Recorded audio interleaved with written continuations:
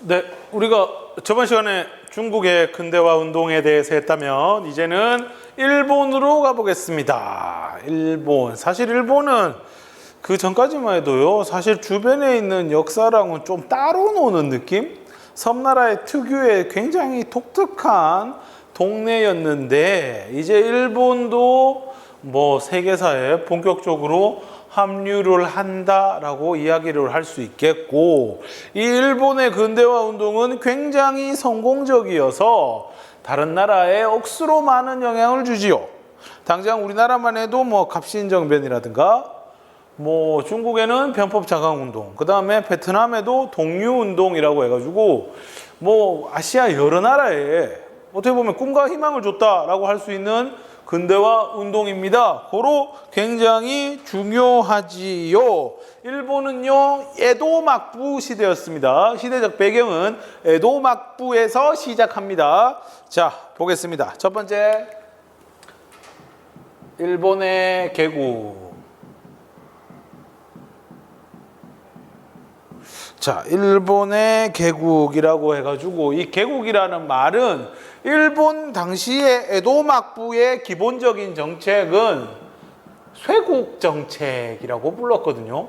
문을 잠근다라고 불렀어요. 이게 원래 기본적인 정책입니다. 물론 뭐 다른 장사하는 애들은 있습니다. 그렇다고 해서 완전히 잠그는 건 아니고요. 중국이라든가 뭐 당시 조선이라든가 그 다음에 나가사키 데지마에서 무역하는 네덜란드, 이런 애들하고는 무역을 하기는 했어요. 어떻게 보면은 우리 조선보다는 좀 나을 수도 있어요. 우리 조선으로 치자면 통상수교 거부 정책과 같은 게 쇄국 정책이었는데, 뭐 일본도 어느 정도 예상을 했어요. 왜? 1840년 중국에서 아편 전쟁이 벌어지거든요.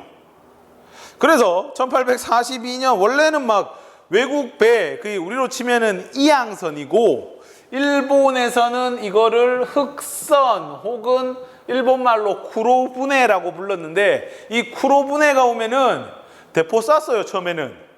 근데 그 뒤에 아편전쟁 이후로 해가지고 1842년에 신수급여령이라고 해가지고, 야, 대충 뭐 물이랑 땔감이랑 주고 돌려보내라, 이렇게 좀 온건하게 바뀌었어요. 어느 정도 예측이 되어 있었다는 거죠. 그리고 일본은 네덜란드를 통해 가지고요, 1년에 한 번씩 뭐 국제정세 돌아가는 거를 아예 까막눈처럼 모르지는 않았다는 얘기입니다. 그러다가 계속 올 때마다 잘 얘기해서 돌려보내고, 아이 우리는 생각 없습니다, 아이 다이조부 하면서 그냥 아이 네 잔넨 데스네 하면서 그냥 이렇게 돌려보냈던 이 일본이 이제 임자를 만나는 거죠. 누구? 페리제독이 등장을 합니다. 페리제독. 이 친구가 방문을 해요. 우라가만이라고. 좀 위협적인 게, 당시 에도 막부의 중심지인 에도는요, 바닷가에 있거든요. 근데 거기에 앞바다에 이제 모여가지고 이 검은 배가 와가지고 대포도 쏘고 이렇게 협박을 한 거야. 그래서 막부가 느끼는 위협의 강도가 조금 있었어요. 이 페리지는요, 미국 사람입니다. 미국 사람이고, 뭐 미국에서 요 일본에 좀 많은 관심을 보였어요.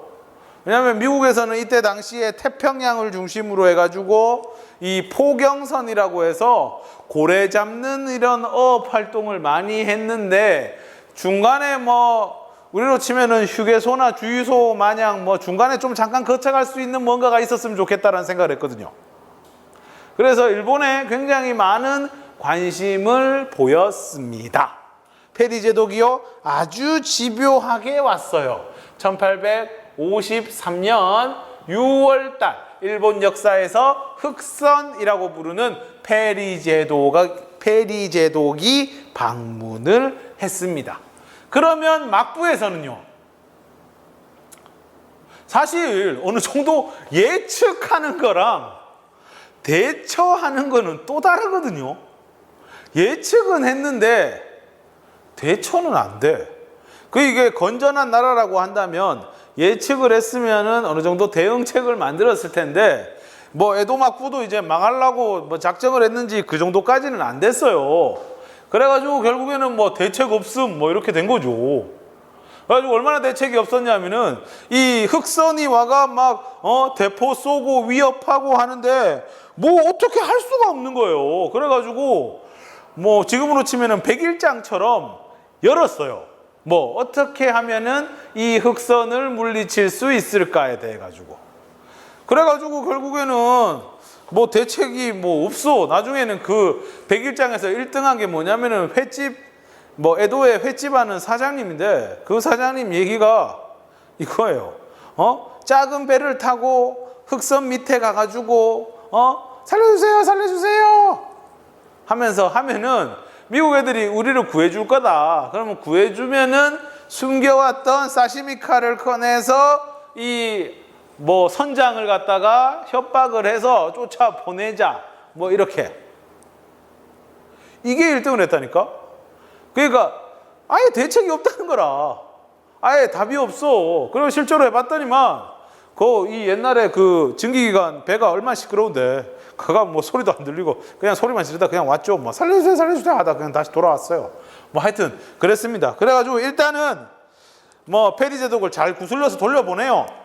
아이 뭐 다음에 얘기합시다. 아이 뭐 벌써 이래요. 다음에 얘기합시다 해가지고 그러니까 페리 제독이 그래 알겠어 내년에 올게 하고 다시 가요 미국으로.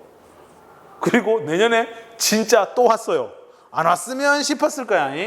그런데 재방문을 하게 되고 또다시 방문했는데 뭐 아직까지 대책이 없는데 뭐 결국 조약을 맺고 미국에게 일본의 문을 활짝 열어주게 됩니다. 이것이 바로 미일 화친 조약입니다. 1854년 3월이고요. 이 미일 화친 조약에 의하면 2개 항구를 개항을 해요. 시모다와 하코다테. 잘 못 들어봤죠. 사실 그렇게 되게 비중 있는 항구는 아니에요. 그냥 개항하라 하니까 그냥 진짜 촌동네 준 거예요. 하코다테 여기는 그 홋카이도거든요. 홋카이도 이때는 홋카이도 전체에 일본의 통치력이 미치지도 않을 때예요. 아이누라고 해가지고 원주민들 막 돌아다니고 그랬을 텐데 하여튼 요거 2개를 개항해줘요. 그래 되니까 이제 나중에 미국 애들이 뭐를 얘기하느냐. 야 이런 걸 개항해주면 어떻게 더 개항해도 라면서 얘기를 하는 거예요. 그리고 여기에는 영사가 외교관이 주재한다. 당연히 영사재판권도 있었겠고요. 미국에게 이때 뭐까지 주느냐 하면은 최국 대우까지 줘요. 가장 좋은 대우를 해준다 하는 거. 우리 옛날에 한국사 하면서 들었죠. A, B, C, D 네 나라가 있으면은 예를 들어 A랑 먼저 조약을 맺었는데 나중에 D랑 더 좋은 조건의 조약을 맺은 거야. 근데 A가 최애국 대우를 가지고 있다 하면 어떻게 돼요? A도 D가 맺었던 가장 좋은 조건을 가져가게 됩니다. 이게 거의 뭐 불평등 조약의 끝이죠. 알겠죠? 근데 뭐 대책이 없는데 어떡해. 그러다가 이 아까 얘기했죠. 항구 마음에 안 든다고. 그래서 나중에 개정을 하게 됩니다. 미일 수호 통상조약입니다. 요거는 1858년 7월 달이고요. 요거는 좀 네임드 네.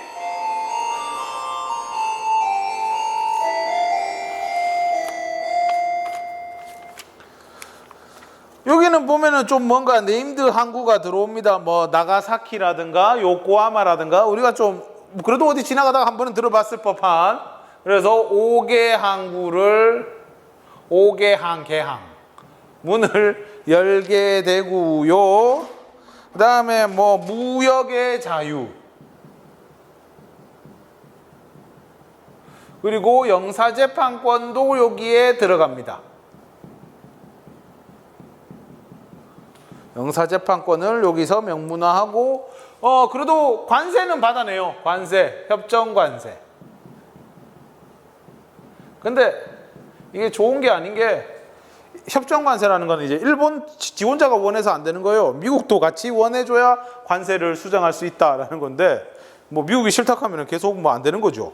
그리고 이렇게 미국하고 조약 맺었다고 하니까 유럽 애들은 어디서 그런 소문을 들었는지 다 몰려듭니다. 네덜란드는 사실 뭐 그 전에 장사하고 있었는데 조약을 이제 본격적으로 맺은 거죠. 네, 러시아, 영국, 프랑스와도 유사한 내용의 조약을 체결합니다. 그 유사한 내용이라는 건 뭐겠어요? 불평등한 내용의 조약을 맺는 거겠지요. 그랬더니만 결과 어떤 문제가 벌어지느냐? 외국 상품이 들어오게 되고요. 그리고 뭐 생사, 그러니까 뭐 실의 재료라든가 이런 거는 외국 애들이 다 사가요. 완전 사재기에 가듯이 사갑니다. 그래 놓으니까 막대한 인플레이션이 일어납니다. 그 얘기는 뭐 인플레이션뿐만 아니고 나중에는 막 금도 막 부족하고 은이 썩어 넘치고 막 이런 일이 벌어져요. 왜냐하면 이때 당시에 그 인플레이션에 영향을 하는 것 중에 하나가 은이 엄청 많이 유입돼요. 왜냐하면 이때 당시에 은대 금의 교환비가요 대체로 15대 1이었거든요. 근데 일본 같은 경우에는 이게 5대 1인 거야.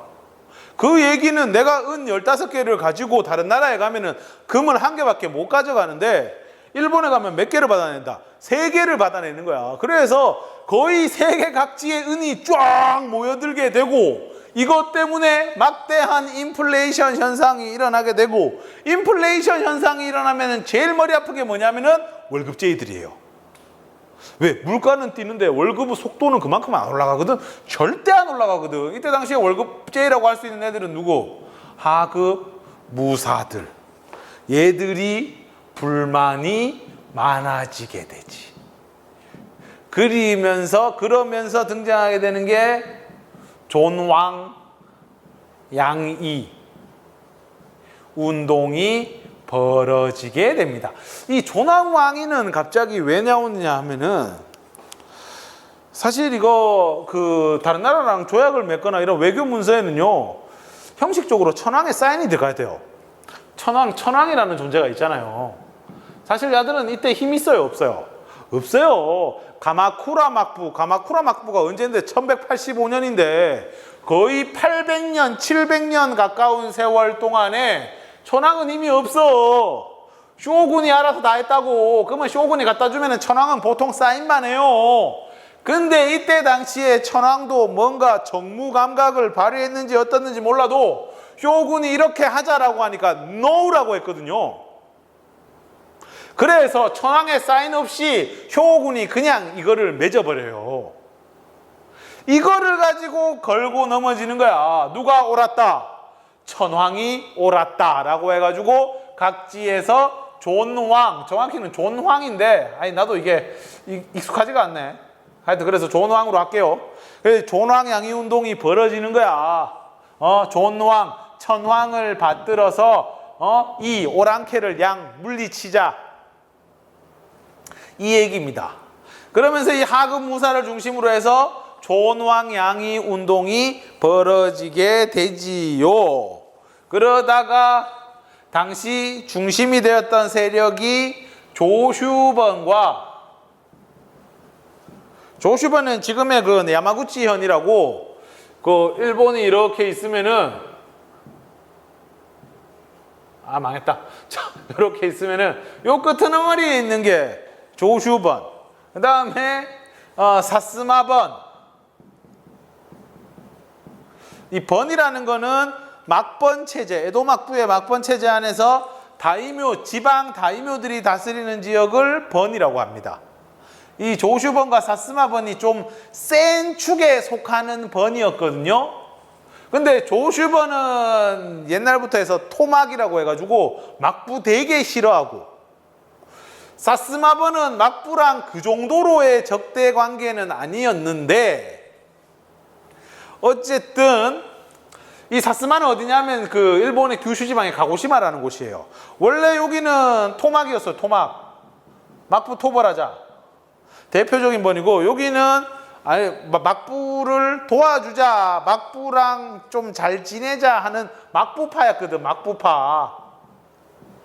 근데 나중에 이 둘이 동맹을 맺는 사건이 벌어집니다. 그것이 바로 사초동맹이라고, 사츠마와 조슈를 합쳐서 사초동맹이라고 하는데, 이 사초동맹을 이룬 인물이 되게 유명한 일본사에서 정말 유명한 사카모토 료마라고, 이 사람이 주도를 해가지고 조슈와 사스마번이 힘을 합치게 됩니다. 그래서 이 막부 편이었던 사스마가 토막으로 막부를 토벌하자는 식으로 돌아서게 되고, 요 두 나라는 또 요 두 번들은 이 요 두 번들은 둘 다 서로 좀 일이 벌어져요. 이 조슈번 야들이 그 시모노세키 항구를 가지고 있거든요. 그 지나가던 영국 밴가 한테 대포 쐈다가 겁나 두드려 맞아요, 외국 애들한테. 그래서 사스마번 애들은 나중에 그 다이묘의 행차 때 이렇게 다이묘가 지나가는데, 외국 그때 영국인가 하여튼 영국 여자가 원래 다 쑤그리고 있어야 돼요. 다이묘가 지나가 다이묘의 행렬에는 쑤그리고 있거나 아예 그 근처에 안 다니거나 해야 되는데, 뭐 외국 사람이 안악 하면서 그냥 뭐 낭창하게 이래 다니다가 그 사무라이에 의해 가지고 죽어요. 아니 이런 식 하면서 막 칼로 베어버리는 사건이 벌어집니다. 그거를 남아무기 사건이라고 하는데, 그 뒤로 해가지고 영국하고 사스마랑 전쟁이 벌이는데 역시 영국에게 탈탈탈 털려요. 그래가 그 뒤에는 양이는 없어져요. 양이하자는 얘기 안 해요. 나중에 이거는 나중에 없어져. 존왕만 남아가지고 천황을 다시 받들어 모시자라는 이야기가 벌어지게 되는 거고, 결국 막부가 안 되겠다라고 하면서 뭐 보신 전쟁이라고 해가지고 이거를 거쳐 가지고 결국 막부파를 몰아내고, 막부파 제거가 벌어지면서 에도 막부가 망하게 됩니다. 알겠죠? 예. 그러면서 얘들이 중심돼 가지고 하는 게 메이지 유신이다. 이렇게 이해하시면 되겠습니다. 자, 이렇게 하고 잠깐 쉬었다가